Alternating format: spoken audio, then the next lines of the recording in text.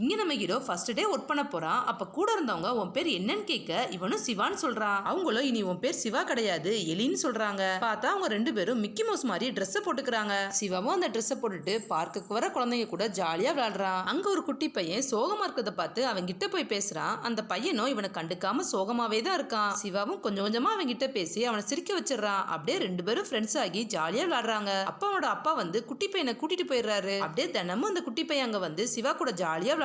இவனோட அப்பாவும் சிவாவும் தனித்தனியா நின்று சாக்லேட்டை காமிச்சு வர சொல்லி கூப்பிட இவனும் அப்பா கிட்ட போய் சாக்லேட்டை வாங்கிட்டு சிவா கிட்ட வந்து கொடுத்துறான். அப்படியே ரெண்டு பேரும் க்ளோஸ் ஃப்ரெண்ட்ஸ் ஆகிடுறாங்க. ஒரு நாள் அந்த பையன் பாப்கார்ன் சாப்பிடும் போது இவன் எனக்கும் பாப்கார்ன் கொடுன்னு கேட்டுட்டு அவன் தலையில மாட்டிருந்த பொம்மையை கழட்டிடுறான். அவன் முகத்தை பார்த்து அடுத்த செகண்டே குட்டி பையன் கையில இருந்து பாப்கார்னை இவன் முகத்திலேயே தூக்கி எரிஞ்சிட்டு போயிடுறான். சிவாவும் ரொம்ப ஃபீல் பண்ணிட்டு ஃப்ரெண்ட்ஸ் கிட்ட சொல்லி புலம்புறான். அவங்களும் அவனை சமாதானப்படுத்துறாங்க.